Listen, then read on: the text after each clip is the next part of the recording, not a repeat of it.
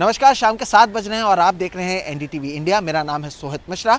इस बुलेटिन को हम आपके लिए महाराष्ट्र विधान भवन से लेकर आ रहे हैं, जहां पर राज्य का बजट सत्र चल रहा है। और पहली खबर भी यहीं से, क्योंकि किसान आंदोलन में जिस तरह से सेलिब्रिटीज़ ने ट्वीट किया था, उसे लेकर आज महाराष्ट्र विधानसभा में आप कह सकते हैं कि जो विपक्ष और सरकार, इनके बीच में गहमा गहमी देखने मिली।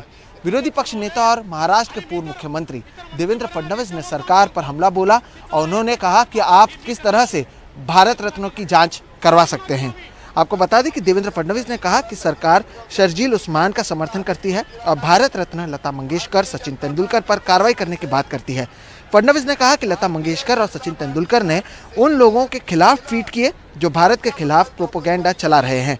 वहीं सरकार का बचाव करते हुए गृह मंत्री अनिल देशमुख ने कहा कि हमने सचिन तेंदुलकर और लता मंगेशकर पर कार्रवाई करने की बात नहीं की, बल्कि एक पार्टी के आईटी सेल की जांच की गई, जिसमें 10 से 12 लोगों के नाम सामने आए हैं। वैसे लोगों पर कार्रवाई जारी है।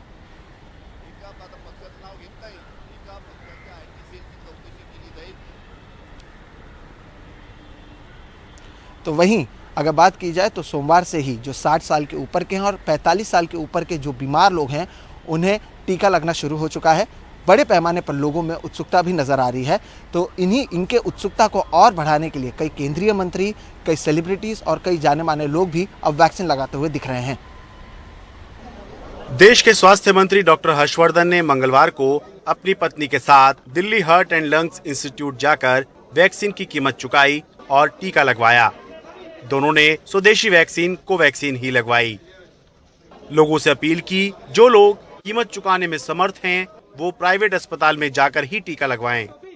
मैंने और मेरी पत्नी ने अस्पताल में अपनी अपनी डोज के लिए 250 रुपया देकर इस वैक्सीन को लगवाया है। मैं ये भी अपील करना चाहता हूं कि जो भी लोग देश में वैक्सीन को अफोर्ड कर सकते हैं, वो निकट के किसी भी प्राइवेट अस्पताल में जाकर इस वैक्सीन को लगवा सकते हैं। सोमवार को प्रधानमंत्री नरेंद्र मोदी ने खुद टीका लगवाकर 60 वर्ष से ऊपर और 45 से 59 वर्ष के बीच वाले बीमार लोगों को टीका लगवाने के लिए जो संदेश दिया, उसके बाद से उनके मंत्रियों का भी सिलसिला जारी है। रक्षा मंत्री राजनाथ सिंह ने दिल्ली के आरआर हॉस्पिटल में वैक्सीन लगवाई। केंद्रीय कानून मंत्री रविशंकर प्रसाद ने एम्स पटना में टीका लगवाया। केंद्रीय अल्पसंख्यक मामलों के मंत्री मुख्तार अब्बास नकवी ने उत्तर प्रदेश के रामपुर के एक निजी अस्पताल में वैक्सीन लगवाई।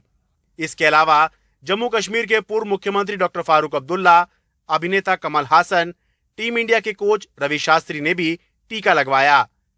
कोविड वैक्सीन बनाने वाली company serum institute of India की एग्जीक्यूटिव डायरेक्टर नताशा पूनावाला ने भी वैक्सीन लगवाई। बड़े नाम ही नहीं, आम लोग भी टीका लगवाने में दिलचस्पी दिखा रहे हैं। सोमवार सुबह से मंगलवार शाम तक 50 लाख रजिस्ट्रेशन कोविन पोर्टल पर हो चुके हैं। इसमें ज्यादातर 60 से ऊपर और 45 से 59 वर्ष के बीमार लोग हैं। मंगलवार दोपहर 1 बजे तक 2,08,791 लोगों को टीका लग चुका है। अब ये भी सुविधा दे दी गई है कि आप देश में कहीं भी वैक्सीन लगवा सकते हैं। आप ये भी कर सकते हैं कि वैक्सीन की पहली डोज दिल्ली में लें और 28 दिन पूरा होने के समय केरल में हैं तो वहां भी दूसरी डोज लगवा सकते हैं। Think that you are not able to go to that place, and because of the various reasons, you may be traveling or you may be sort of going to other places, you may change that also. So which means that suppose you took your first jab in Delhi and then you for some reason had to go to Trivandrum, you can actually schedule your appointment there also after 28 days normal, 1 week here and there. अभी तक corona टीकाकरण का समय सुबह 9 बजे से लेकर शाम 5 बजे तक के लिए तय था, लेकिन अब केंद्रीय स्वास्थ्य मंत्रालय ने एक बात साफ की है कि राज्य सरकार अस्पतालों के साथ मिलकर अपने हिसाब से समय तय कर सकती हैं। यानी अब कोरोना टीकाकरण सुबह 9 बजे से पहले भी शुरू हो सकता है और शाम 5 बजे के बाद भी जारी रह सकता है। दिल्ली से अपने कैमरा सहयोगी सचिन गुप्ता के साथ मैं शरद शर्मा, एनडीटीवी इंडिया। तो वहीं कर्नाटक में कल जिस तरह से अफरा तफरी मची थी, वैसे हालात दोबारा ना हो, इसे लेकर कई तैयारियां की गई हैं। पहले दिन की तुलना में अगर बात करें तो जो ऐप है वो भी बेहतर तरीके से चल रहा है। तो पहले दिन जहां पर भी वैक्सीन की खेप नहीं पहुंच पाई थी, वहां पर भी वैक्सीन को अब पहुंचा दिया गया है। बेंगलुरु के केसी जनरल अस्पताल की 2 दिनों की 2 अलग अलग तस्वीरें। मंगलवार को सब कुछ ठीक ठाक लग रहा है, जबकि सोमवार को यहां काफी हंगामा मचा था। एक तो ऐप के जरिए रजिस्ट्रेशन नहीं हो पा रहा और दूसरा स्वास्थ्य कर्मियों और लोगों में जानकारी की कमी।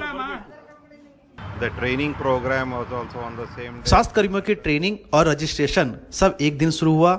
इससे दुविधा की स्थिति पैदा हो गई है। अगर एक हफ्ते पहले रजिस्ट्रेशन शुरू हो जाता या ट्रेनिंग पहले होती तो शायद ऐसे हालात नहीं होते। हालांकि अब वैक्सीन की खेप अस्पतालों तक पहुंच गई है।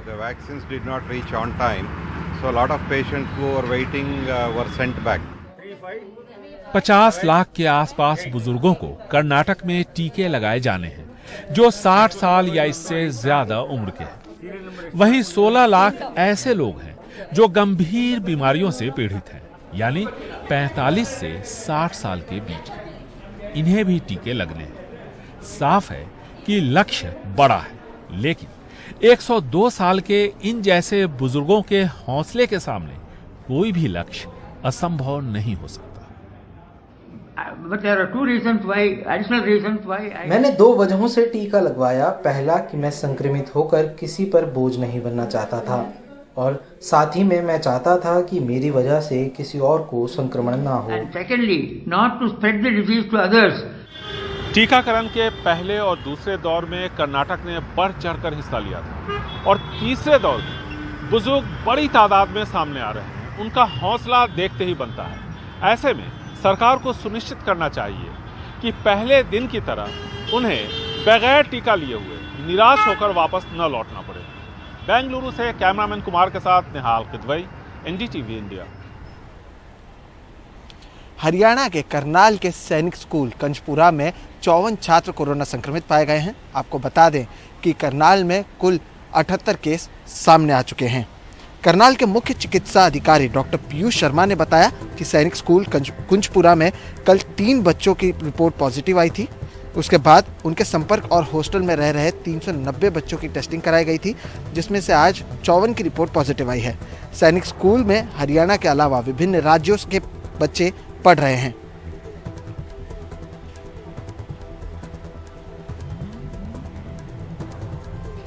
तो वहीं कांगड़ा जिले के जो धर्मशाला है गया तो बौद्ध मठ, वहां पर भी कोरोना का एक बड़ा विस्फोट हुआ है, क्योंकि इस बौद्ध मठ से एक साथ 98 लोग कोरोना संक्रमित पाए गए हैं।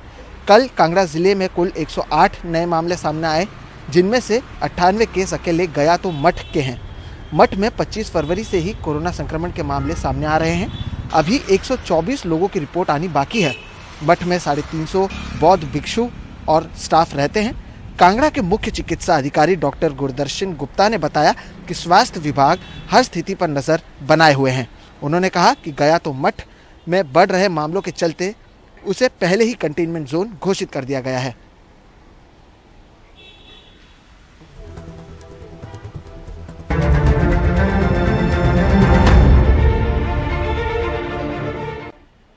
तो वहीं अब बात करते हैं हरियाणा से, जहां से एक बड़ी खबर आ रही है कि राज्यपाल ने एक अहम बिल को मंजूरी दे दी है।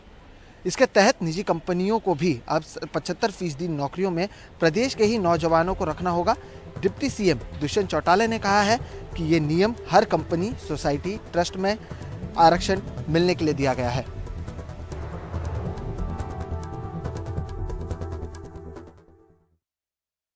बड़े खुशी का दिन है आज कि महामहिम गवर्नर ने हमारे प्रदेश की एक बहुत बड़ी मांग भी थी, और मैं मानता हूँ कि आज जब यहाँ यूनिवर्सिटी से चर्चा कर रहे थे, साथ ही साथ महामहिम ने 75% reservation bill for local employment Haryana के युवाओं के लिए आज अप्रूव किया है। इससे ज़्यादा खुशी का दिन हरियाणा के युवाओं के लिए नहीं हो सकता। भोपाल के गैस त्रासदी में जिन महिलाओं के पति नहीं रहे उनके पेंशन को दोबारा शुरू कर दिया जाएगा।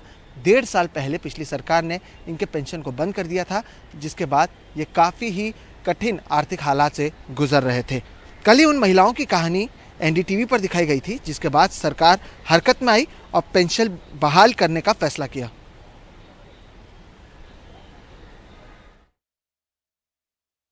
गैस पीड़ित जो विधवाएं हैं, बहुत उनका लगातार प्रसन्नता की बात है कि हमारी सरकार हर अपने वादे को पूरा कर रही है। कांग्रेस की सरकार ने आकर गरीबों के पर कुठाराघात किया और उन्होंने सबसे पहले निर्णय क्या लिया, वो गैस पीड़ित विधवाएं, कल्याणी बहनें जिनको 1000 रुपये पेंशन मिलती थी, वो सबसे पहले कांग्रेस की सरकार ने, कमलनाथ ने बंद की। हमारी सरकार का कमिटमेंट था, माननीय मुख्यमंत्री जी और हमने ये वादा किया था कि हम फिर से वो शुरू करेंगे और इस बजट में हमने उसका अलग से प्रावधान किया। पहली बार मध्य प्रदेश के बजट से उन बहनों को पेंशन व्यवस्था हम फिर से 1000 रुपये महीना शुरू करवा रहे हैं। लगातार लगभग 4 दफे हमने फॉलो अप किए हैं और उन महिलाओं की कहानियां दिखाई हैं, बहुत गरीब और बहुत मुझे आश्चर्य ये हो रहा है।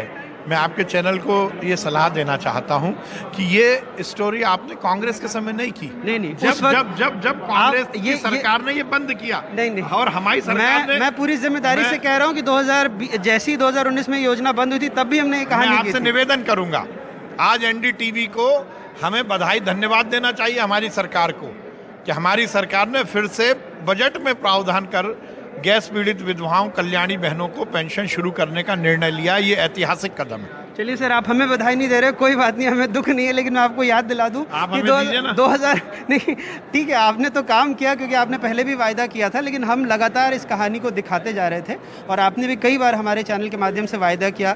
आपने जब केंद्रीय मंत्री से मिले तब भी आपने बात की। सबसे महत्वपूर्ण बात है, अभी तक तो केंद्र सरकार के पैसे से बजट में मिलती थी पेंशन, पर माननीय मुख्यमंत्री जी की सहृदयता है, संवेदनशीलता है कि स्टेट बजट से हम अब ये प्रावधान कर रहे हैं। तो अब उनको कोई दिक्कत नहीं आएगी और आपने जैसा कहा था कि आजीवन पेंशन होगा, आजीवन रहेगी। अब स्टेट बजट में आ गया, हमने उसका 1000 रुपए, अभी उसको 1000 रुपए। तो ये क्या 600 रुपए जो पहले अब तो 1000 रुपए पूरी स्टेट बजट से हम देंगे उनको, बाकी जो पेंशन मिलती है वो एज इट इज चलेगी। चलिए, बहुत बहुत शुक्रिया। तो साफ तौर पर जो गैस राहत मंत्री, उनका कहना है कि बाकी का भी रहेगा और बजट में इस मद में प्रोविजन कर दिया गया है कि गैस पीड़ित विधवाओं को पेंशन चालू रहेगी। भोपाल से कैमरा पर्सन रिजवान खान के साथ अनुराग तिवारी, एनडीटीवी इंडिया। हाल ही में मिस इंडिया रनरअप का खिताब पाने वाली मान्या सिंह अपने होम टाउन कुशीनगर के हाटा पहुंची, जहां पर लोगों ने उनका ज़बरदस्त स्वागत किया। उनके पिता ओम प्रकाश सिंह मुंबई में ऑटो चलाते हैं। मान्या सिंह की कहानी इसलिए भी दिलचस्प है क्योंकि काफ़ी ही गरीब परिवार से वो आती हैं, जिसके बावजूद उन्होंने ये खिताब जीता है। उन्होंने ये भी कहा था कि कई बार उन्हें रात के समय ना खाना मिलता था, ना सोने मिल पाता था, मेहनत ज़्यादा करना पड़ता था। कई बार किताबों को खरीदने के लिए वो कई किलोमीटर चलती थी और अब वो एक खिताब पा चुकी हैं मिस इंडिया रनर अप का, जिसके बाद वो अपने होम टाउन पहुँची हैं।